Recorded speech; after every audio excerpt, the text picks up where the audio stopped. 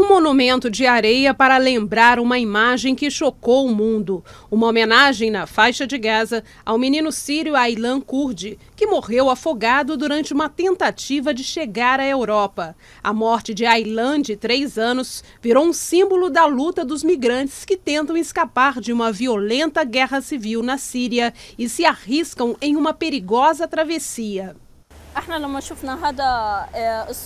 Quando eu vi essa estátua representando Aylan Kurdi, a criança que se afogou enquanto fugia da Síria, fiquei muito chocada e triste. E lembrei das crianças da família Barki, mortas na praia de Gaza durante a guerra no ano passado.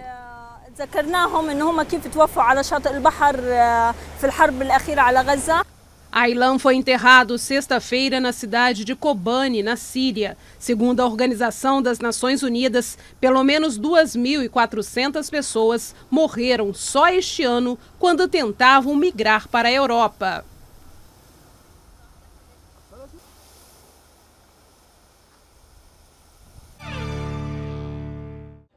No dia 9 de setembro, a Rainha Elizabeth II vai bater um recorde no Reino Unido. Ela vai se tornar a monarca com o reinado mais longo na história do país, superando sua tataravó Vitória, que esteve no trono por 63 anos. Com isso, há agora 3 gerações de monarcas à espera. O filho mais velho da Rainha Elizabeth II, o príncipe Charles, de 66 anos, já ultrapassou a idade de aposentadoria britânica. Seu neto, o príncipe William, de 33 anos, e seu bisneto, o pequeno George, de apenas 2, seguem na linha de sucessão. Minha opinião é que algo vai ser delegado durante o aniversário de 90 anos da rainha, o que provavelmente seria a regência do príncipe Charles. Como Sua Majestade bateu o recorde da Rainha Vitória, estamos em um território inexplorado e vamos ter de esperar para ver o que acontece. Elizabeth vai completar 90 anos no dia 21 de abril. Enquanto isso, ela continua ocupando com segurança o trono do Reino Unido e de outros 15 reinos, incluindo Canadá, Austrália, Nova Zelândia e Jamaica.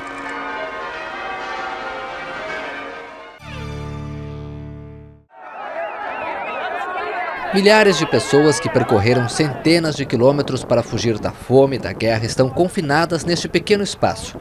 É dessa forma que a polícia tenta evitar que os refugiados sigam para a capital Budapeste. Mas muitos conseguem fugir.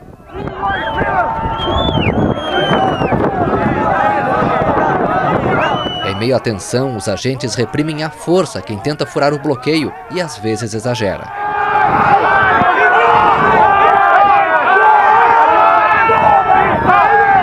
Os migrantes vindo do Oriente Médio não querem ficar no campo de acolhida de Roski e tentam retomar seu caminho até a Alemanha e a Europa Ocidental. O acampamento está a apenas 40 quilômetros de Budapeste. As forças de ordem tentam controlar as 1.500 pessoas que permaneceram depois de cerca de 300 escaparem sem registro na semana passada.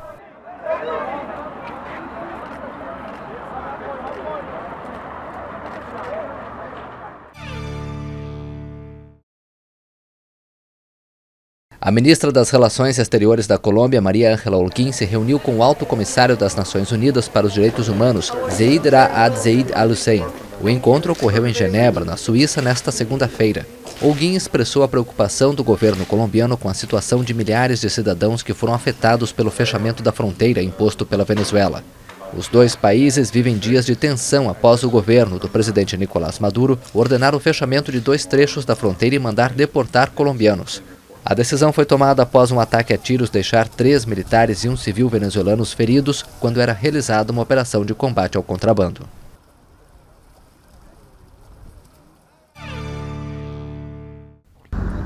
Famílias de refugiados sírios protestaram no centro de Montevidéu em frente à sede da presidência. Eles querem que o governo uruguaio os ajude a deixar o país, onde chegaram em outubro de 2014. Os imigrantes reclamam do alto custo de vida no Uruguai e criticam o programa de refugiados lançado pelo ex-presidente José Mujica durante seu mandato. Uma grande família precisa de $5.000, mas quando trabalhamos ganhamos só 500. Isso não é suficiente, a vida é dura aqui. O governo uruguaio alega que o Estado fornece fundos suficientes para que os refugiados possam viver. Alguns imigrantes dizem que um outro obstáculo no Uruguai é se adaptar aos costumes locais. O protesto ocorre em meio à crise dos refugiados na Europa. O Uruguai deve receber o novo contingente de 72 sírios nos próximos meses. Com malas a tiracolo, os refugiados afirmam que só vão deixar a Praça da Independência quando forem atendidos pelo governo uruguaio.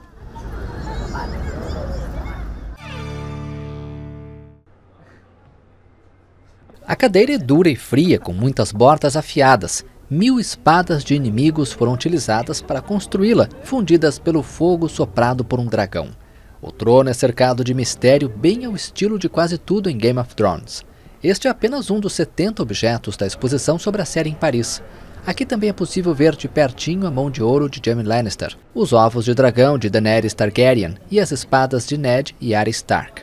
Não se trata de imitação. Ao fim da exposição no próximo domingo, muitos desses objetos voltarão aos locais de filmagem. Um dos pontos fortes da mostra é subir o muro de 215 metros de altura que os participantes fazem virtualmente com a tecnologia 4D.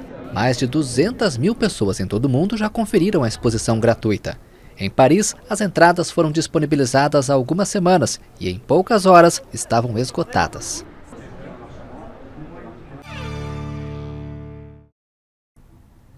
A foto do menino Aylan Kurdi, encontrado morto em uma praia turca, comoveu o mundo e chamou a atenção para o drama vivido por milhares de imigrantes que tentam escapar das guerras civis e conflitos religiosos. Para homenagear Aylan, dezenas de marroquinos foram para uma praia de Rabat e, na areia, simbolicamente, reproduziram a cena trágica da morte do garoto sírio de 3 anos. Muitos manifestantes usavam roupas com as cores que o menino vestia quando se afogou na travessia no Mediterrâneo para tentar chegar à Europa. Os organizadores do evento querem que o governo de Marrocos aceite os refugiados no país. Aylan foi enterrado sexta-feira na cidade de Kobani, na Síria. Milhares de pessoas tentam chegar à Europa fugindo da fome e de conflitos. Esta é a maior crise migratória enfrentada pelo bloco europeu desde a Segunda Guerra Mundial.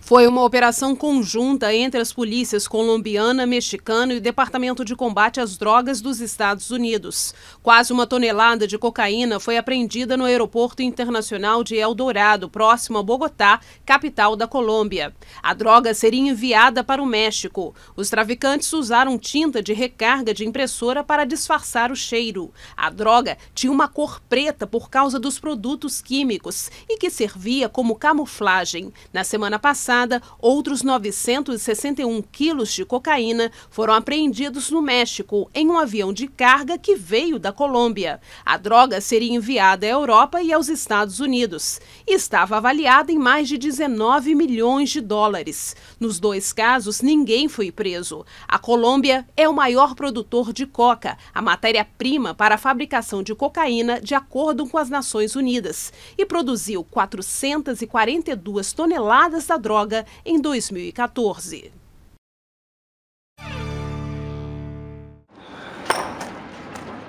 Pelo menos 10 pessoas morreram nesta terça-feira durante bombardeios da coalizão árabe na capital do Iêmen, Sana. De acordo com fontes médicas, as vítimas são 7 civis e 3 seguranças de autoridades xiitas Houthis.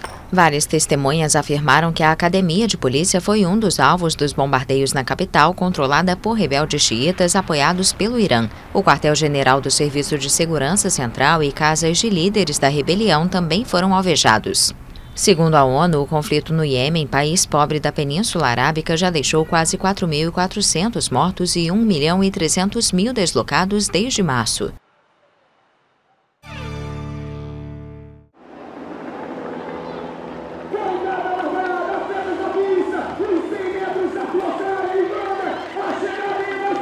Uma programação cultural intensa e vários eventos esportivos marcaram a festa de 1 ano para os Jogos Paralímpicos Rio 2016.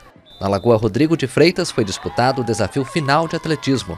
O presidente do Comitê Organizador dos Jogos Olímpicos e Paralímpicos Rio 2016, Carlos Nussmann, esteve no local. Falando em inglês, ele salientou que os Jogos vão deixar o Rio bem diferente, com outra cara. Já Andrew Parsons, presidente do Comitê Paralímpico, disse que o evento no ano que vem deve melhorar a acessibilidade no Rio de Janeiro. Bom, nenhuma cidade que recebeu jogos antes chegou aos jogos perfeitamente acessível e nenhuma ficou perfeitamente acessível pós-jogos. O fundamental é que a gente consiga colocar na mentalidade de quem governa a cidade que a questão da acessibilidade é primordial para dar independência e autonomia a qualquer pessoa, não só as pessoas com deficiência. E eu acho que a gente está conseguindo isso. Eu acho que a gente está conseguindo melhorar o nível de acessibilidade na cidade, principalmente no sistema de transporte. Além da celebração de um ano para os Jogos Paralímpicos, o dia 7 de setembro marcou também o início da venda dos ingressos para o evento. Ao todo, 3,3 milhões de entradas serão disponibilizadas, com preços a partir de R$10.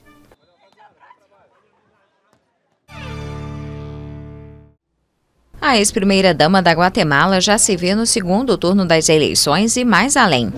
Estou convencida de que vou ser presidente da Guatemala. A margem que separa a social-democrata do candidato de direita Manuel Baldisson é mínima e as autoridades advertem que o resultado ainda pode levar cerca de 5 dias. Quem já tem um pé na votação de 25 de outubro é o comediante também de direita Jimmy Morales. Mas temos que trabalhar o dobro. Se suamos no primeiro turno, hoje estamos dispostos a transpirar sangue para alcançar a vitória que tanto queremos e poder lutar com todas as forças para poder tornar realidade o sonho de uma Guatemala feliz. Sua falta de experiência política é uma virtude para uma população cansada dos escândalos de corrupção no mais alto nível, que puseram atrás das grades o presidente e a vice-presidente à espera do julgamento. O povo espera algo bom, mas resta ver, quando se está no lugar do presidente, se as coisas mudam.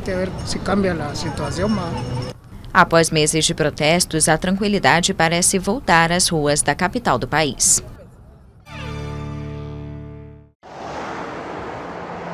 Pelo menos 2 pessoas morreram no Líbano vítimas de uma forte tempestade de areia que varre o Oriente Médio. Segundo o Ministério da Saúde libanês, cerca de 750 pessoas estão sofrendo com problemas respiratórios no país por causa do fenômeno.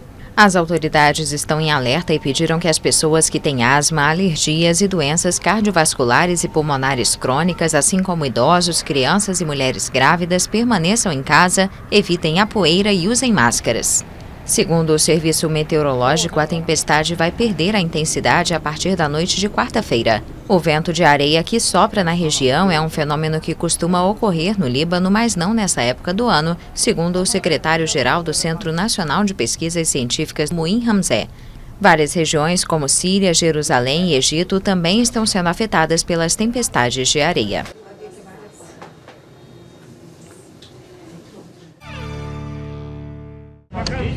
A Turquia se despede dos 16 soldados que morreram no domingo em um ataque do Partido dos Trabalhadores do Kurdistão, o PKK, uma despedida que antecipou outra. Na manhã desta terça-feira, pelo menos 12 policiais morreram em um novo ataque dos rebeldes. Uma bomba atingiu o veículo em que estavam em uma região próxima à fronteira com o Azerbaijão, Armênia e Irã. Em represália, 50 caças turcos bombardearam por 6 horas alguns alvos rebeldes curdos, deixando entre 35 e 40 mortos, segundo a agência oficial Anatólia. A menos de 2 meses das eleições legislativas antecipadas, a nova onda de violência afasta o país do processo de paz. Desde 2012, o governo turco e os rebeldes curdos tentam pôr fim a um conflito que já deixou 40 mil mortos desde 1984.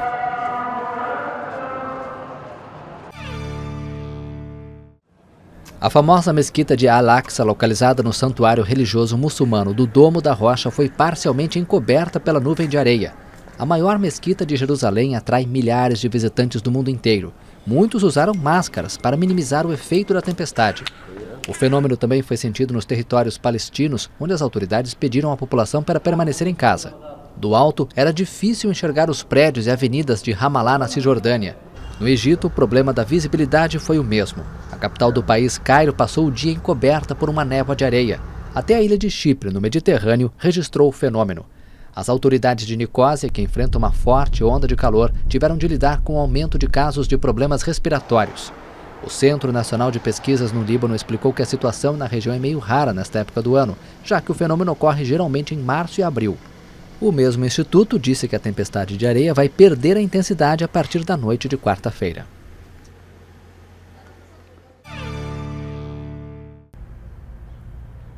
A solução para a crise dos refugiados para a Organização das Nações Unidas está em uma resposta global. A ONU pediu aos países de todo o mundo que assumam suas responsabilidades e sugeriu um debate internacional para tentar resolver a questão, que já é a maior crise de refugiados desde a Segunda Guerra Mundial. A Europa é o principal destino dos milhares de imigrantes que fogem das regiões de conflito e da guerra civil. A maioria vem da Síria, Paquistão e Afeganistão. Desde o início do ano, mais de 366 mil pessoas chegaram à Europa pelo Mediterrâneo, segundo o Alto Comissariado das Nações Unidas.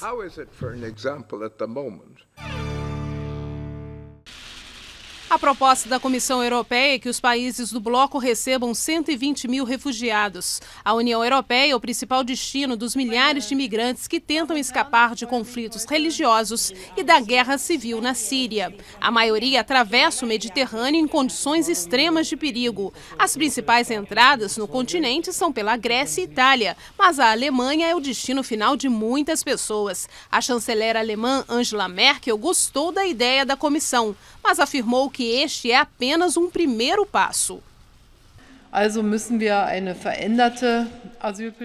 Precisamos de uma política diferente de asilo. Nós, da Suécia e da Alemanha, queremos cotas para refugiados que têm direito de asilo e que sejam distribuídos por princípios justos entre os Estados-membros.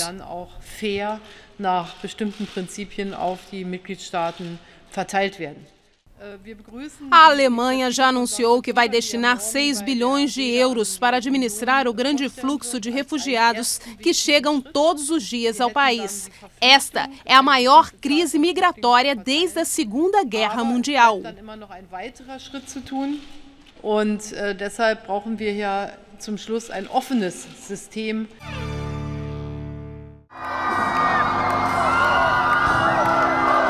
Os católicos que quiserem anular seus casamentos na igreja vão enfrentar um procedimento mais simples a partir de agora. Em uma carta, o Papa Francisco decidiu que apenas uma sentença bastará para decretar a nulidade, ao invés das 2 que eram exigidas antes. O recurso ao Tribunal da Sede Apostólica Romana, a Rota, continuará sendo possível, mas para casos excepcionais. O Papa também decidiu que o procedimento será gratuito para todos com a ajuda das conferências episcopais. Além disso, um trâmite mais curto está previsto para as anulações mais evidentes.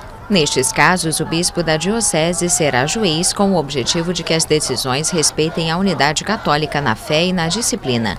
Reconhecer a nulidade do casamento equivale a dizer que, devido a um problema desde o princípio, o sacramento nunca ocorreu. Isto permite aos ex-cônjuges casar novamente no religioso, mas o Papa reafirmou que o matrimônio é indissolúvel e apenas em alguns casos a anulação é possível.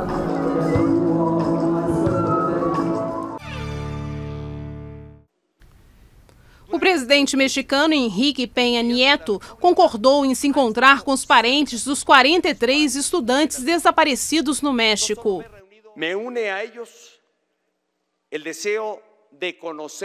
Me juntei a eles no desejo de conhecer a verdade sobre o que infelizmente ocorreu. Sou o primeiro a ter interesse não só como presidente da República, mas porque a sociedade mexicana quer e tem razões em saber o que aconteceu de verdade. Demanda y tiene razón en saber con verdad qué fue lo que ahí ocurrió. Um relatório independente da Comissão Interamericana de Direitos Humanos, divulgado no domingo, é contrário à versão oficial que aponta que os estudantes foram mortos e os corpos incinerados. A comissão alega que não há nenhuma evidência científica que comprove as mortes. O presidente disse que as diferenças podem ser superadas com novos conhecimentos. Dentro de 2 semanas, vai fazer 1 ano do sequestro dos estudantes, possivelmente por traficantes da região e com a conivência de policiais no estado de Guerrero. As famílias querem uma resposta sobre o que aconteceu e a prisão dos culpados.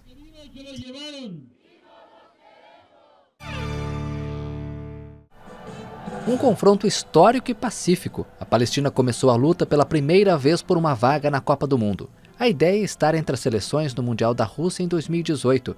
A equipe palestina enfrentou os Emirados Árabes Unidos no estádio Al-Ram, perto de Jerusalém. O jogo terminou em um empate sem gols, o que não desanimou os 14 mil torcedores que assistiram ao momento singular para o futebol palestino. Devido às circunstâncias em que vivemos, a ocupação e a opressão sobre o nosso povo, para todos nós é uma alegria incrível ver a seleção daqui em campo. Esperamos que a Palestina esteja sempre em primeiro lugar e nas competições internacionais. Apesar das dificuldades diárias, estamos aqui, fomos parados em um posto de controle, mas descemos do ônibus e viemos a pé. O empate por 0-0 teve gosto de vitória. De acordo com o presidente da Federação Palestina, Jibril Rajoub, a partida é a prova de que a nação existe e tem o direito de viver como um Estado soberano.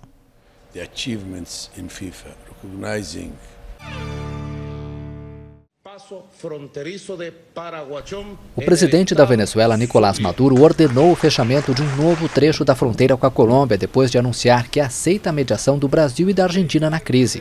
Em um discurso exibido na televisão, Maduro afirmou o fechamento da passagem fronteiriça de Paraguachón, no estado de Zulia. O líder afirmou que o presidente colombiano Juan Manuel Santos deve aceitar um diálogo sobre a crise da fronteira. Caracas também anunciou o aumento do número de militares venezuelanos na fronteira em 3 municípios do estado de Zulia.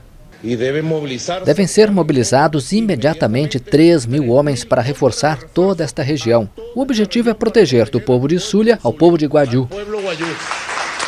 No estado de Táchira, na Venezuela, já estão presentes 5 mil soldados desde agosto, quando Maduro ordenou o fechamento unilateral da fronteira, alegando que militares venezuelanos foram atacados por paramilitares da Colômbia.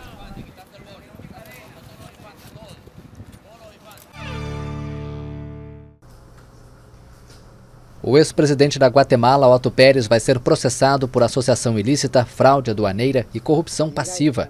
O juiz Miguel Ángel Galvez determinou que o general Pérez seja processado por esses crimes.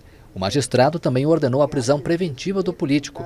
O ex-presidente estava em prisão provisória em um quartel militar desde a quinta-feira passada, após renunciar ao cargo. O juiz explicou que sua decisão dá à promotoria 3 meses para investigar e fundamentar a acusação.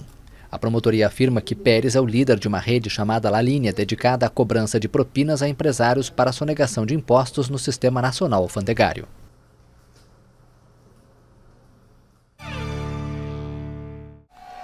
A Justiça ordenou a liberação depois que 5 dos 6 adjuntos de Kim Davis se comprometeram a obedecer a ordem para emitir certidões de casamento para homossexuais. A cristã devota de 49 anos se negava a emitir o documento, alegando que suas crenças religiosas eram contrárias ao casamento gay, que é legal desde junho em todos os Estados Unidos. Ela foi saudada por dezenas de pessoas na saída do centro de detenção no condado de Rowan, no Kentucky. O momento contou inclusive com a presença do pré-candidato republicano à Casa Branca, Michael Huckabee.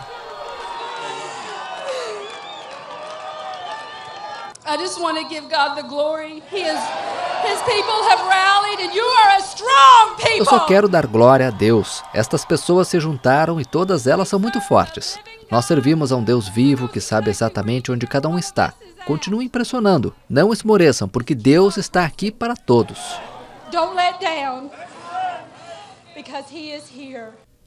Ao se negar a emitir as certidões de casamento a casais de mesmo sexo, Davis passou de uma simples funcionária pública do condado de Rowan a uma heroína para milhares de americanos que se opõem ao casamento gay.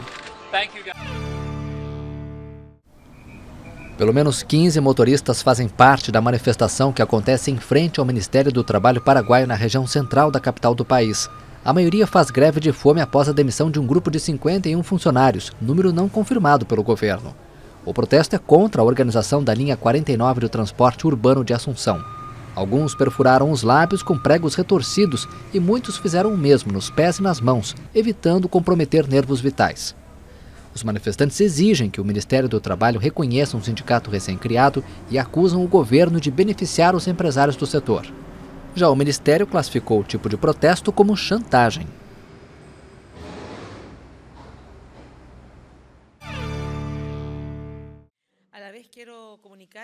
A presidente do Chile, Michelle Bachelet, resolveu acolher refugiados sírios. A informação foi divulgada nesta terça-feira pelo chanceler chileno Heraldo Munhoz.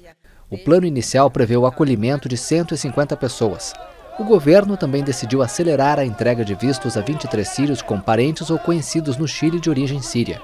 Na segunda-feira, a presidente Bachelet disse que o Chile trabalhava para receber um importante número de refugiados em meio à crise migratória na Europa. Em 2008, o Chile acolheu 117 palestinos que viviam no Iraque.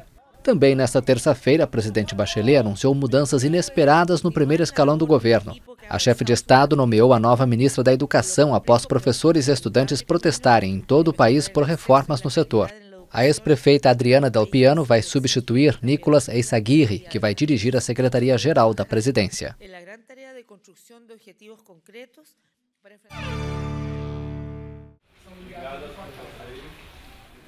As doações para os refugiados sírios não param de aumentar. A Caritas em São Paulo, que ajuda os migrantes no país, se comove com a solidariedade dos brasileiros.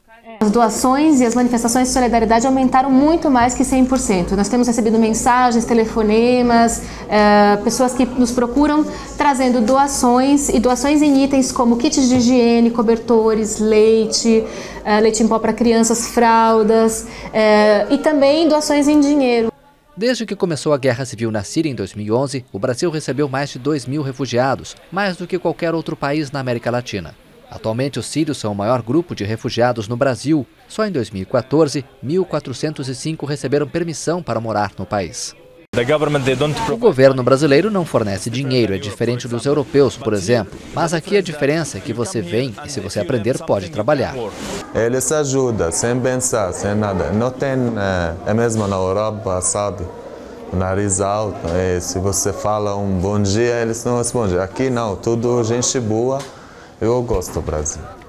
O mundo vive uma das maiores crises de refugiados desde a Segunda Guerra. Mais de 380 mil migrantes e refugiados chegaram ao continente europeu pelo Mediterrâneo desde o começo deste ano e 2.850 morreram na travessia ou foram reportados como desaparecidos. A informação é da Agência da ONU para os Refugiados. Na Europa, a Alemanha se comprometeu nesta terça-feira a receber a cada ano 500 mil de migrantes.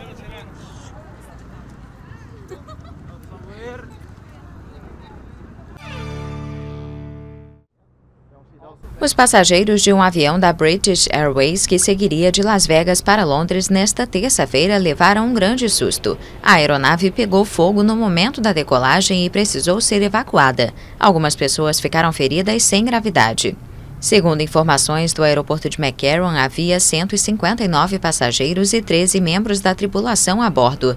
Alguns passageiros do voo BA2276 postaram vídeos e fotos nas redes sociais. O aeroporto de McCarran informou que o tráfego aéreo está normal. Apenas a pista onde está o avião envolvido no incidente foi interditada.